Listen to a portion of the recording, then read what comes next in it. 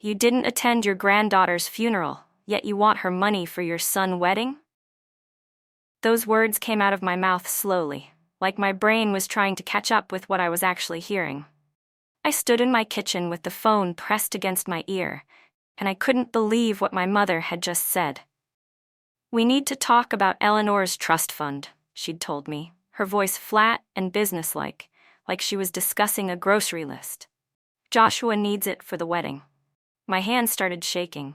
I stared at the photo on my refrigerator. Eleanor, my 3-year-old daughter with those bright eyes and curly brown hair, holding her favorite stuffed rabbit. The photo they couldn't be bothered to see one last time. I repeated the words slowly, trying to make sense of them. "You want my dead daughter's money? For a wedding?" There wasn't even a pause. No hesitation. No shame. "She doesn't need it anymore," my mother said, like it was the most logical thing in the world.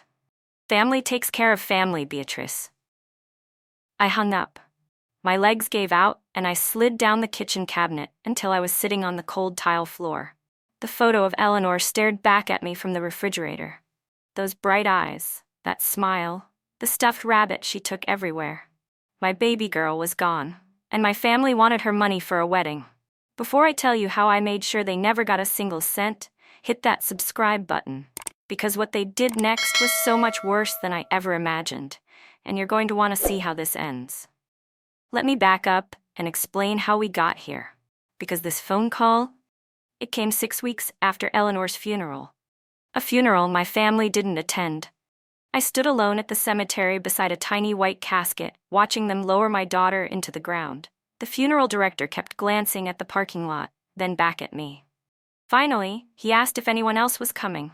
I said no. They had something more important to do. That something was my brother Joshua's engagement party in Miami. Champagne, celebration, Instagram photos with palm trees in the background, while I buried my 3-year-old daughter. "My name is Beatrice. I'm 34 years old and I work as a software engineer." For 3 years, it was just me and Eleanor. Her father, Marcus, died in a construction accident when she was 6 months old. A scaffolding collapse. He was gone before the ambulance arrived.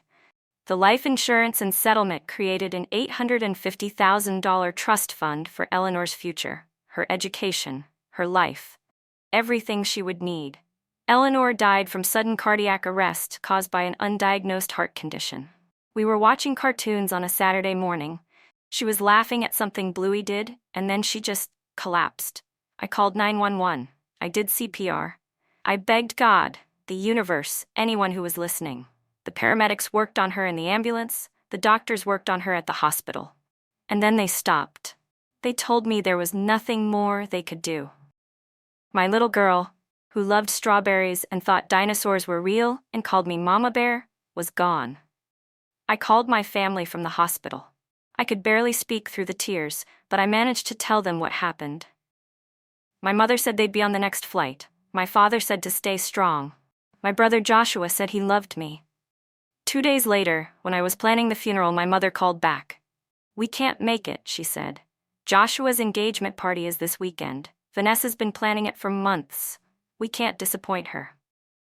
I remember standing there, phone in hand, thinking I'd misheard. "Mom," I said, my voice breaking. "She's 3 years old. She's your granddaughter." "Funerals are for the living," my mother replied, her tone sharp. "And Joshua needs us right now. This is his moment. We'll visit Eleanor's grave eventually." Eventually. They never did. So I stood alone at that funeral. I watched them lower Eleanor into the ground with just me, the funeral director, and the priest who didn't know her but said kind words anyway, while my family drank champagne in Miami. Now here's my question for you, and I really want to know what you think. Leave it in the comments. Would you ever forgive family members who skipped your child's funeral for a party? Because what happened next tested every bit of forgiveness I had left. I need to tell you who I really am, and why that $850,000 meant everything to me. My name is Beatrice. I'm 34 years old, and I work as a software engineer for a tech company in Seattle. For 3 years, my entire world revolved around one person, Eleanor, my daughter. Eleanor died from sudden cardiac arrest caused by an undiagnosed heart condition. She was 3 years old. Let me tell you about that morning because I replay it in my head every single day. It was a Saturday. We were in our pajamas, sitting on the couch. Eleanor had her stuffed rabbit, Mr. Hoppy she called him, tucked under one arm. We were watching Bluey, her favorite show. She was eating strawberries from a little bowl, and every time Bluey did something funny, Eleanor would laugh this amazing full-belly laugh that made her whole body shake. I was watching her more than I was watching the TV. I always did that, just memorizing her face, her expressions, the way her curls bounced when she laughed. And then she collapsed. One second she was giggling, and the next second she just fell sideways onto the couch. Her eyes rolled back. Her body went limp. I screamed her name. I grabbed her, shook her gently, nothing. I called 911, put the phone on speaker, and started doing CPR while the dispatcher talked me through it. My hands were shaking so badly I could barely keep count of the compressions. The paramedics arrived in 6 minutes. It felt like 6 hours. They worked on her in the living room. Then they worked on her in the ambulance. I sat in the front seat because there wasn't room for me in the back, and I could hear them shouting medical terms I didn't understand. At the hospital, they took her straight into the emergency room. I wasn't allowed to follow. A nurse sat with me in a small waiting room that smelled like antiseptic and bad coffee. She held my hand. She didn't say anything. She didn't have to. 45 minutes later, a doctor came in. He was young, maybe in his early 30s, and he had this look on his face that I'll never forget. Sadness, exhaustion, defeat. He sat down next to me and said, "We did everything we could." I remember shaking my head. No, that wasn't possible. Eleanor was fine. She was laughing 20 minutes ago. She had an undiagnosed cardiac condition, he explained. A congenital heart defect. There were no symptoms, no warning signs. When it happened fast. I'm so sorry. They let me hold her afterward. She was still warm. I sat in that hospital room for 2 hours, just holding my baby girl, telling her I loved her, telling her I was sorry I couldn't save her. That was 6 weeks before my mother called asking for her trust fund. See, Eleanor's father, Marcus, died when Eleanor was 6 months old. He was a construction worker, a good man who worked hard and loved his daughter more than anything. He was on a high-rise project downtown when the scaffolding collapsed. 3 workers fell. Marcus was one of them. He died before the ambulance even arrived. The company settled. His life insurance paid out. Between everything, there was $850,000. I put every cent into a trust fund for Eleanor, her future, her education, her life, medical care if she needed it, college, a wedding one day, a house, whatever she wanted. That money was supposed to give her the world. And now, my family wanted to spend it on a destination wedding in Santorini. If you're not subscribed yet, do it now.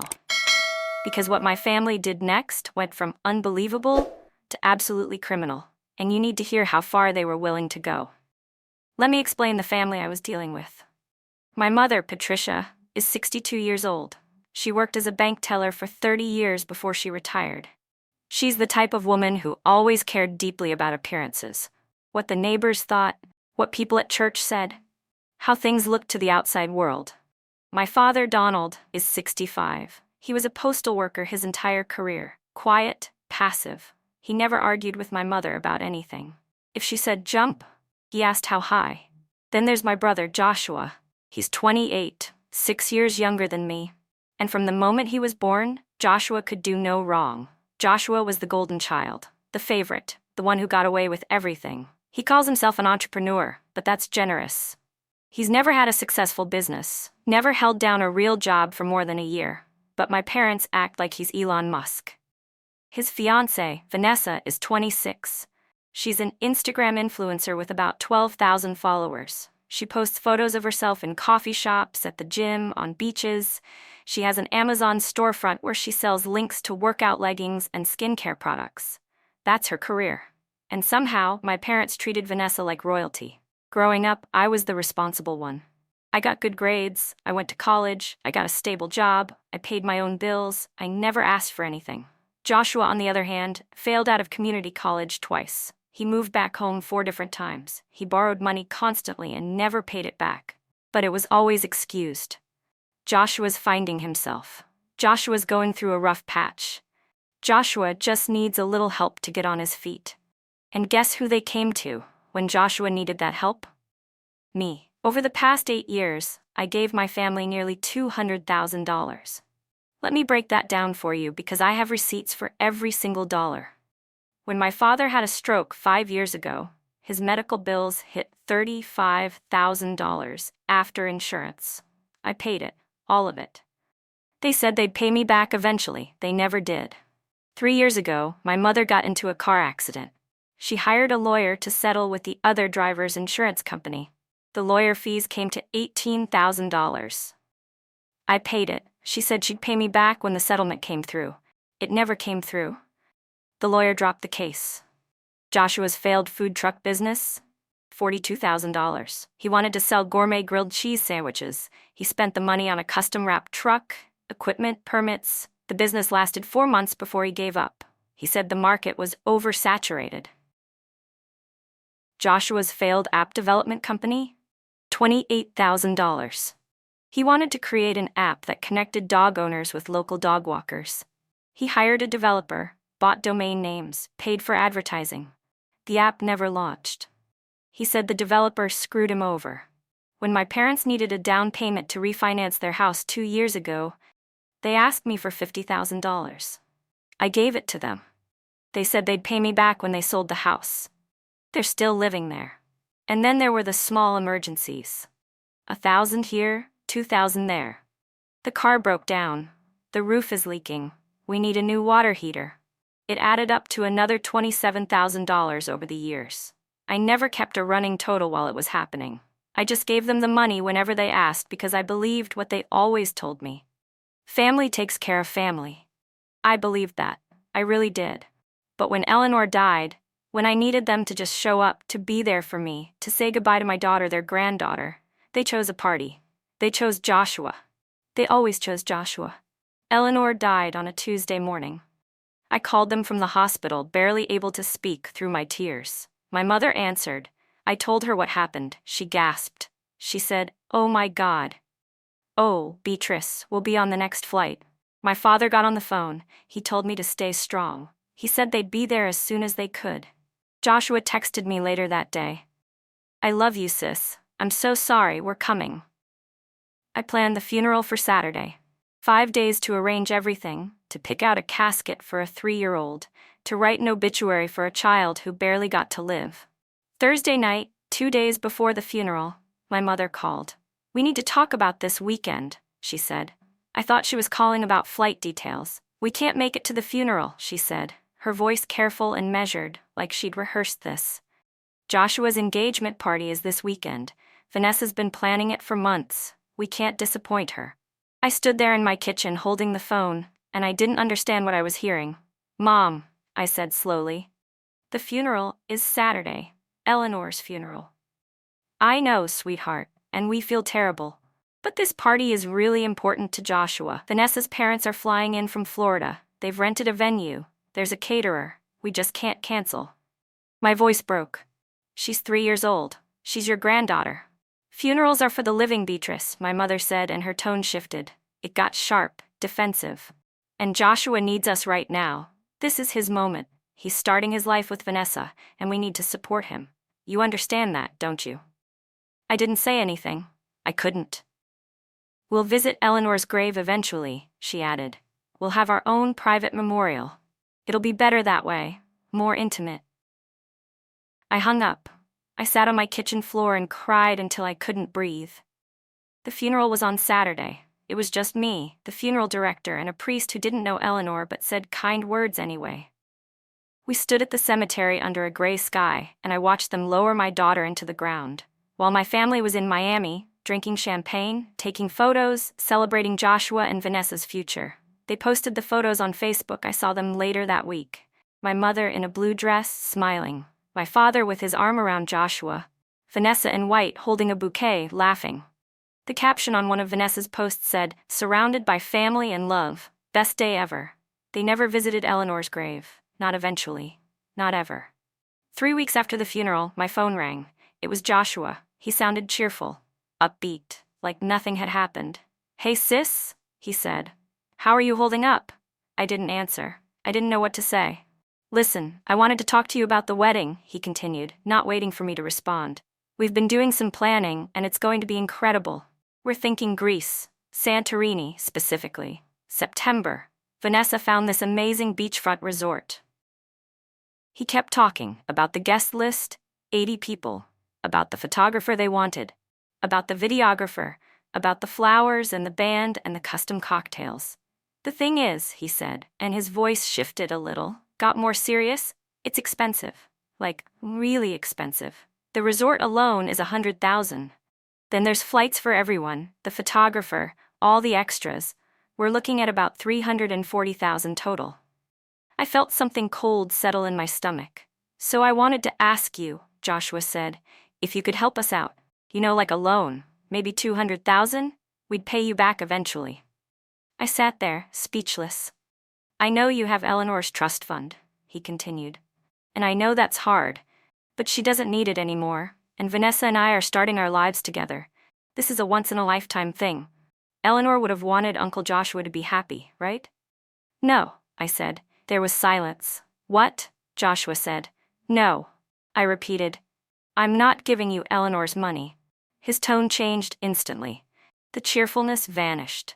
You're sitting on $850,000 doing nothing with it, he said, his voice hard. That money is just sitting there. Eleanor's gone, Beatrice. She doesn't need it, but we do.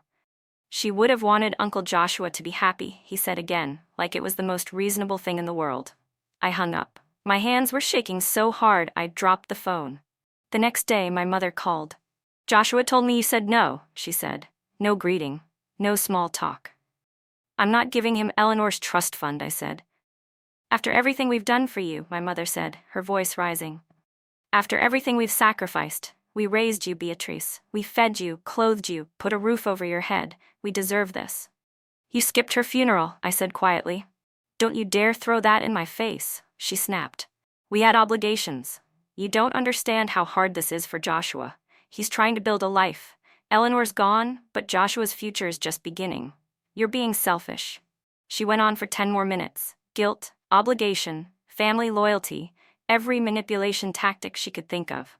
When she finally hung up, I thought that was the end of it. It wasn't. My father called that evening. He was quiet at first, disappointed. He used that tone he'd used when I was a kid and I'd done something wrong. I thought we raised you better than this, he said. Your mother is heartbroken. Joshua is devastated. You're being cold, Beatrice. You're being selfish. Eleanor would be ashamed of you. That line hit me like a punch to the gut. Eleanor would be ashamed of me for protecting her legacy. I hung up on him too. Then Vanessa texted me, a long, rambling message about everything they'd have to sacrifice without the money.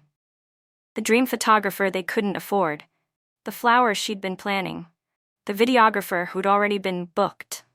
This is supposed to be the happiest day of my life, she wrote, and you're ruining it. I don't understand how you can be so heartless. We're family. Family helps each other. I didn't respond. For 2 days my phone didn't stop. Texts, calls, voicemails, all of them saying the same things. Give us the money. Eleanor doesn't need it. Family takes care of family. Finally my mother called again. We're having Sunday dinner this weekend, she said.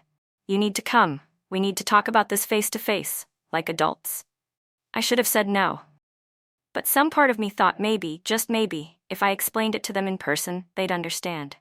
So I went. It was an ambush. I walked into my parents' house and everyone was there.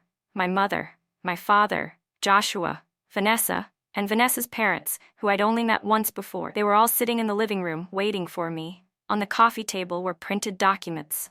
I saw the letterhead of the law firm that managed Eleanor's trust. How did you get those? I asked. My mother ignored the question. Sit down, Beatrice, she said. I didn't sit. I stood in the doorway, my heart pounding. Joshua picked up the documents and stood up. We've come up with a proposal, he said, like he was presenting a business plan. You transfer $300,000 to us for the wedding. In exchange, we let you keep the rest. That's $550,000. More than enough for whatever you want to do with it. Let me keep the rest? I repeated. It's a fair deal, Joshua said. Vanessa started crying, actual tears running down her face. My dream wedding is slipping away, she sobbed. I'd been planning this since I was a little girl. I just want one perfect day. Is that too much to ask? My mother stood up and put her arm around Vanessa, glaring at me like I was a monster. "Look what you're doing to this poor girl," she said. I stared at all of them. These people who were supposed to love me, who were supposed to support me. "That trust fund is Eleanor's legacy," I said quietly. "It's all I have left of her, and I'm not giving it to you." I turned to leave. Joshua shouted after me, "You're choosing a dead kid over your living family." I stopped, turned around. "You chose a party over her funeral," I said. "So yeah, I'm choosing her." And I walked out. Here's my question for you, and I really want to know. If your family demanded money from your child's trust fund for a wedding, would you even consider it? Drop your answer in the comments, because I need to know if I'm crazy for what I did next. That night, I blocked all of them. Every phone number, every social media account, Facebook, Instagram, everything. I needed space. I needed to grieve without their voices in my head, demanding, manipulating, guilting. For 3 days, there was silence. I actually thought maybe they'd accepted it. Maybe they'd finally realized how insane they were being. I was so wrong. Thursday evening, I came home from work. I parked in my usual spot, walked up to my apartment on the 3rd floor, and I saw it immediately. My door was ajar, just slightly. Maybe an inch. But it was open. I didn't go inside. I stood in the hallway and called 911. "I think someone broke into my apartment," I told the dispatcher. "My door is open, and I didn't leave it that way." They sent 2 officers. They arrived in about 10 minutes, and they went in first while I waited in the hallway. When they came back out, one of them looked at me with this expression I couldn't quite read.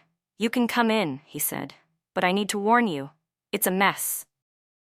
That was an understatement. My apartment looked like a tornado had gone through it. Every drawer in my kitchen was pulled out, contents dumped on the floor.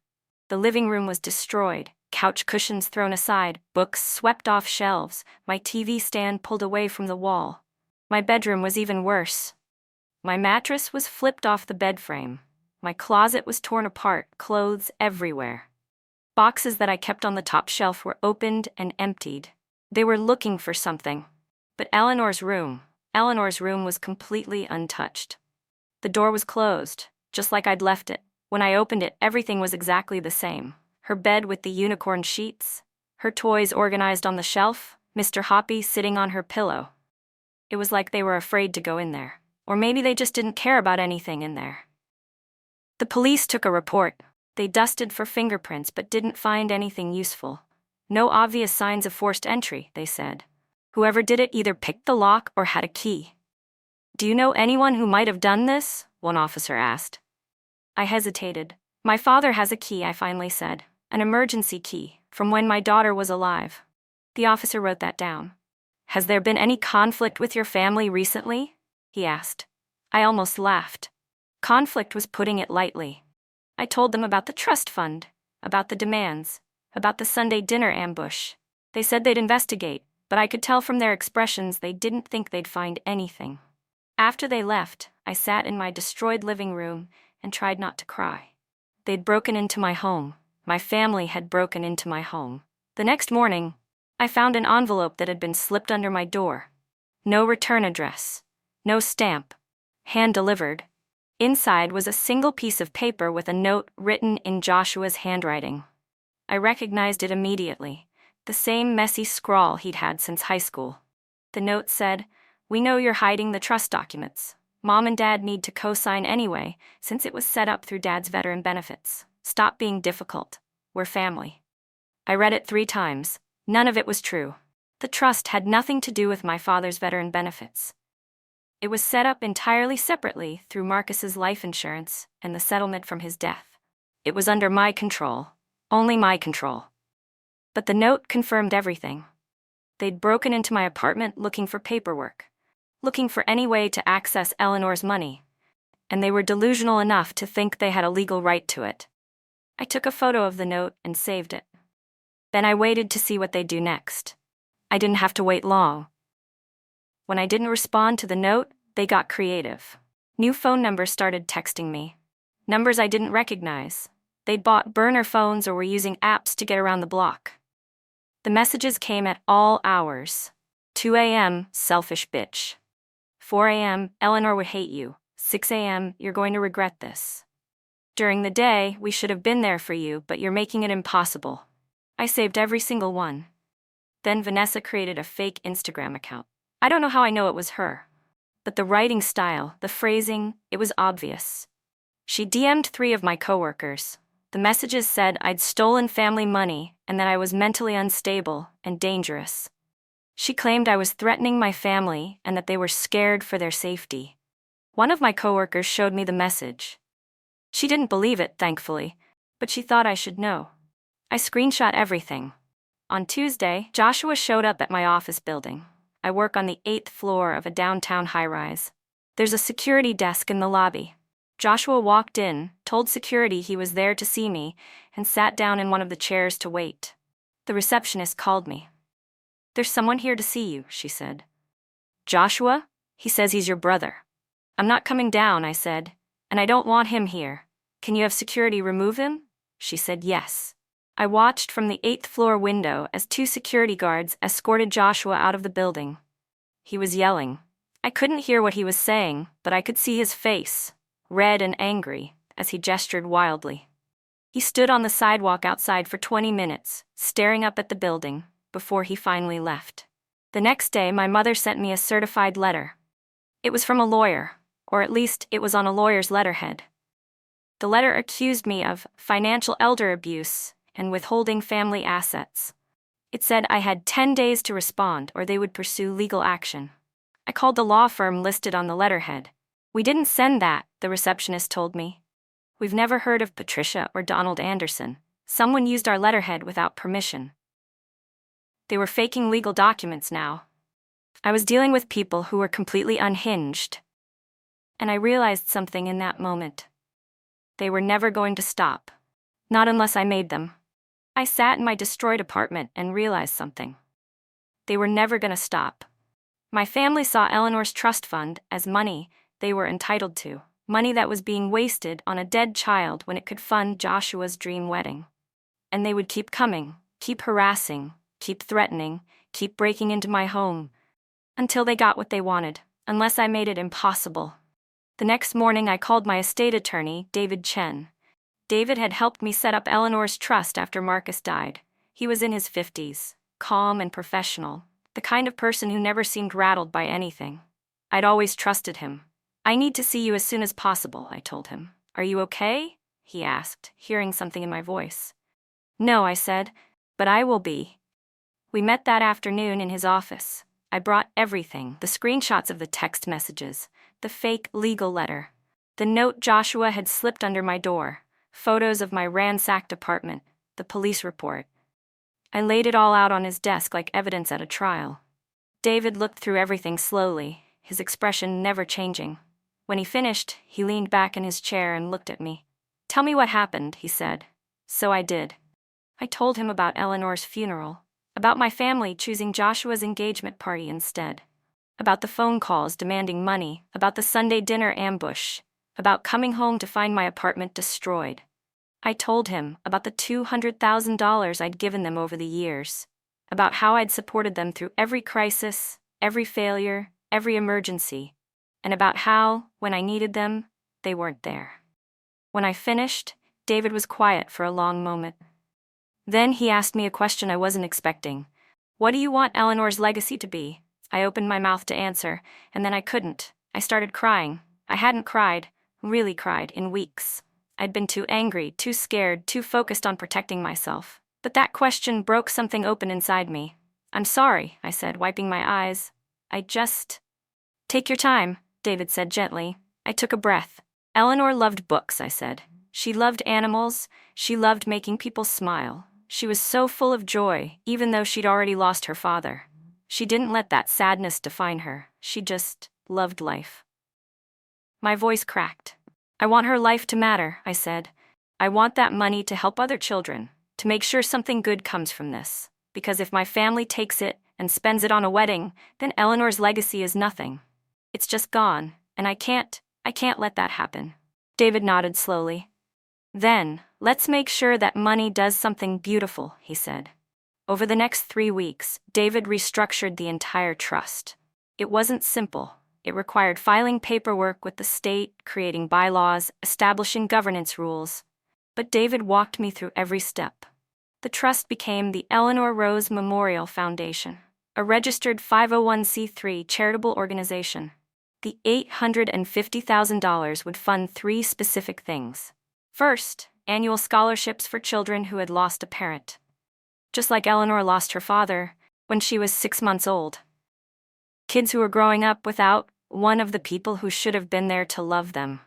The foundation would give them money for school, for books, for the future their parent wanted them to have. Second, pediatric cardiac research grants, to study the kind of undiagnosed heart conditions that killed Eleanor, to find better screening methods, better treatments, better ways to save kids like her, so that maybe another mother wouldn't have to watch her 3-year-old collapse on the couch and never wake up. Third, support programs for grieving single parents, therapy, support groups, resources.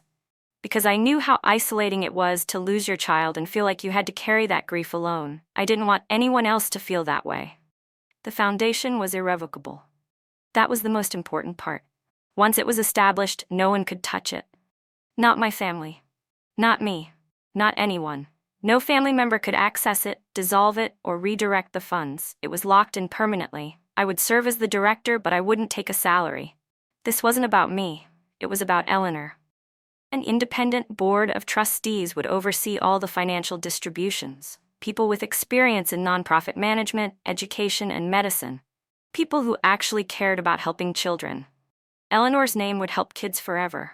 Her life would matter in a way my family could never take away. When David filed the final paperwork, he slid a copy of the foundation charter across his desk to me. "It's done," he said. "The Eleanor Rose Memorial Foundation is now a legal entity. The funds are protected. No one can change this." I stared at the document, Eleanor's name at the top, her birth date, and the date she died underneath. "Thank you," I whispered. David smiled. "Eleanor would be proud of you." While the foundation was being established, I built my case. Because I knew my family wouldn't accept this quietly. I knew there would be a fight. So I prepared for war. I documented everything. Every threatening text message. I took screenshots and saved them in a cloud folder with timestamps. Every voicemail. I saved the audio files and had them transcribed. The note Joshua slipped under my door, the one claiming my parents needed to co-sign the trust. I put it in a plastic sleeve and kept it in a file folder labeled evidence. I went back to the police station and filed a formal report about the break-in. This time, I named my family as suspects. I told the officer about my father's emergency key, about the Sunday dinner ambush, about the note that confirmed they were looking for trust documents. The officer took my statements seriously this time. He said they'd investigate further, though he warned me it would be hard to prove without fingerprints or witnesses. I changed my locks. All of them. I hired a locksmith and had him install deadbolts on both the front door and the door to Eleanor's room. I didn't want them getting in again. I didn't want them touching her things. I installed a security camera above my apartment door. One of those video doorbells that records motion and sends alerts to your phone. If anyone came near my door, I'd know. I went to my workplace HR and explained the situation. I showed them the screenshots of Vanessa's messages to my coworkers, the fake claims that I was dangerous and mentally unstable. HR documented everything and flagged Joshua's name in the building's security system. If he tried to come back, he'd be arrested for trespassing. I consulted with a lawyer about getting a restraining order. She said I had grounds for one: the break-in, the harassment, Joshua showing up at my work. But she advised me to hold off unless things escalated further. Restraining orders can provoke people, she said. Sometimes they make things worse before they make them better. But if they contact you again, if they threaten you, if they come near your home, call me immediately and we'll file. I kept her number in my phone. Finally, I wrote a detailed timeline of every dollar I'd given my family over the years. $35,000 for my father's medical bills, $18,000 for my mother's lawyer fees, $42,000 for Joshua's food truck, $28,000 for Joshua's app business, $50,000 for the house refinance. $27,000 in small emergencies, a total of $200,000. I found bank statements, transfer receipts, text messages where they'd asked for money. I organized it all into a spreadsheet with dates, amounts, and descriptions. If they tried to claim I owed them something, I had proof of exactly how much I'd already given. I was ready for anything. 2 months after I restructured the trust, my phone rang. Unknown number. I almost didn't answer, but something made me pick up. Beatrice. My mother's voice. I should have hung up. But I didn't. "We need to meet," she said. Her tone was cold, controlled, face to face. "This has gone on long enough." "I have nothing to say to you," I told her. "If you don't agree to meet, I'm coming to your apartment," she said. "And I'm bringing everyone. We'll camp outside your door if we have to." I felt a chill run down my spine. She was threatening me. "Fine," I said. "But we meet in public, somewhere neutral." "Where?" she asked. "The Starbucks on 5th and Pine," I said. "Tomorrow at 2 p.m. "We'll be there," she said, and hung up. I sat there for a moment, staring at my phone. Then I called David Chen. "They want to meet," I told him. "Do you want me there?" he asked. I thought about it. But no, this was something I needed to do alone. "Just be on standby," I said, "in case I need you." The next day I arrived at the Starbucks 15 minutes early. I wanted to pick my seat, something with my back to the wall where I could see the door. I ordered a coffee I didn't drink and waited. At exactly 2 p.m., they walked in. All of them. My mother, Patricia, in a cream-colored blazer, her mouth set in a tight line. My father, Donald, looking uncomfortable, his eyes avoiding mine. Joshua, wearing a smug expression like he'd already won. And Vanessa, dressed like she was going to a photo shoot, her face carefully made up. They spotted me and walked over. Joshua pulled out a chair and sat down without asking. The others followed. "Thank you for meeting us," my mother said, like this was a business negotiation. I didn't say anything. Joshua slid a piece of paper across the table. "We've put together a payment plan," he said. $300,000. You can pay it over 12 months, $25,000 a month. We think that's more than fair." I looked down at the paper. It was typed up like a contract, my name at the top, a breakdown of monthly payments, a line at the bottom for my signature. I didn't touch it. Instead, I reached into my bag and pulled out my own document, the foundation charter. I slid it across the table. "Eleanor's money is gone," I said calmly. "It's now the Eleanor Rose Memorial Foundation. Every cent is legally protected for charitable purposes. It's irrevocable. No one can access it. No one can change it. It's done." The silence was deafening. Joshua picked up the document and read it. His face went from smug to confused to furious in about 10 seconds. "What the hell is this?" he said. "It's Eleanor's legacy," I said. "The money will fund scholarships for kids who lost a parent, research grants for pediatric heart conditions, support programs for grieving parents. Eleanor's name will help hundreds of children." My mother's face turned red, then white. "You had no right," she hissed. "I had every right," I said. "It was Eleanor's trust. I was the trustee, and I used it exactly how it should be used, to honor her memory." "You destroyed our family," my mother screamed. People in the coffee shop turned to look. "You destroyed this family when you skipped her funeral," I said quietly. Joshua stood up, his chair scraping loudly against the floor. "We'll sue you," he said, his voice shaking with rage. "We'll take you to court. That money was—" "Eleanor's," I interrupted. "Not yours, not mine, Eleanor's. And now it's going to help children who actually need it." Vanessa burst into tears. Loud, dramatic sobs. "You ruined my wedding," she wailed. "You ruined everything. We had to cancel the venue, the photographer, everything. This was supposed to be the happiest day of my life, and you destroyed it." I looked at her. This woman who was crying over flowers and photographers while my daughter was in the ground. "Eleanor died," I said. "She was 3 years old. She loved strawberries and dinosaurs and making people laugh. And you wanted to spend her trust fund on a party. So no, Vanessa, I didn't ruin anything. You did." Joshua swept the documents off the table. Papers scattered across the floor. "We're getting lawyers," he shouted. "We're going to fight this." "Go ahead," I said. I stood up, slinging my bag over my shoulder. "You broke into my home, you harassed me, you faked legal documents. I have screenshots of every threatening message you sent. I have police reports. I have witnesses, and I have the $200,000 in bank records, showing how much I've already given you over the years. So go ahead and sue me. See how that works out." My mother stood up, her face twisted with rage. "You ungrateful selfish. You chose a party over my daughter's funeral," I said, cutting her off. "You looked me in the eye and told me Joshua's engagement was more important than saying goodbye to Eleanor. So don't talk to me about family. You have no idea what that word means." I turned to leave. My mother screamed after me. "You're dead to us. Do you hear me? Dead." I didn't look back. I walked out of that Starbucks while my mother screamed and Vanessa sobbed and Joshua shouted about lawyers. Everyone in the coffee shop watched in stunned silence. I didn't care. I got in my car, drove home, and for the first time in months, I felt something like peace. They tried to fight it, of course. Joshua hired a lawyer and filed a lawsuit claiming the trust was family money and that I'd acted against the interests of the family. His lawyer was some guy he found on the internet who probably took the case because Joshua lied about what happened. The lawyer dropped the case 2 weeks later. David Chen sent him copies of all the documentation. The trust paperwork showing I was the sole trustee. The foundation charter. The 501c3 registration. Joshua's lawyer called David and said, "Your client did everything legally. There's no case here. I'm withdrawing."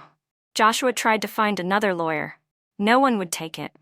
My mother went to the police and tried to file a report claiming I'd stolen from them. The officer she spoke to, the same one who'd taken my break-in report, apparently told her, "Ma'am, you can't steal your own child's trust fund." The money belonged to Eleanor, and Miss Anderson was the legal trustee. She had every right to restructure it. My mother tried to argue. The officer told her if she continued to harass me, she'd be charged. They sent a few more threatening text messages after that. "This isn't over.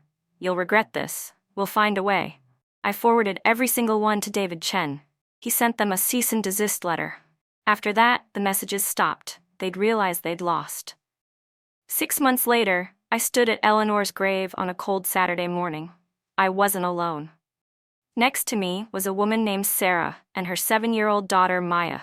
Maya's father had died in a car accident 2 years earlier. Sarah was raising Maya alone, working 2 jobs, trying to save for Maya's future. The Eleanor Rose Memorial Foundation had just awarded Maya a $10,000 scholarship for her education fund. Sarah cried when I told her. She hugged me so tightly I could barely breathe. "You don't know what this means," she said. "I'd been so scared I wouldn't be able to give her the life her father would have wanted. And now, because of Eleanor, I can." Maya didn't fully understand what was happening, but she knew it was something good. She held a sunflower, Eleanor's favorite flower, and asked if she could put it on Eleanor's grave. "Of course," I said. We walked to the headstone together. It was simple. White marble with Eleanor's name, her dates, and a line underneath. "Beloved daughter. Forever in our hearts." Maya placed the sunflower gently at the base of the stone. "Thank you, Eleanor," she whispered. I knelt down next to the grave and ran my fingers over Eleanor's name, carved into the marble. "They wanted to erase you," I whispered, so quietly that only Eleanor could hear. "They wanted to take your money and pretend you never mattered. But I made sure you'd never be forgotten. Your name is going to help so many kids. You're going to change lives, baby girl. You're going to make the world better." I placed my own sunflower next to Maya's. Sarah touched my shoulder. "You turned your grief into hope," she said softly. "That's the most beautiful thing I've ever seen." I looked at Maya, who was smiling, holding her mother's hand, and for the first time, since that terrible Tuesday morning when Eleanor collapsed on the couch, I smiled too. A real smile, because Eleanor's life mattered. Her legacy would live on forever. And the family that abandoned her, the family that demanded her money, the family that broke into my home and harassed me and called me selfish, they would never touch a single cent. Eleanor won, and I won. Not because I got revenge, not because I hurt them, but because I made sure my daughter's short, beautiful life would help other children for generations to come. That's what family really means. Not blood, not obligation. Love. And Eleanor's love would live on forever. If this story moved you, if you believe that protecting a child's legacy is worth fighting for, hit that subscribe button. Because standing up to family isn't easy, but sometimes it's necessary. And I want to share more stories about people who found the courage to do what's right, even when it cost them everything. And here's my final question for you. If you had the power to turn your deepest grief into something that helps others, would you do it? What would your legacy be? Let me know in the comments. I read every single one and I'd love to hear your thoughts. Thank you for listening to Eleanor's story, and thank you for helping me make sure she's never forgotten.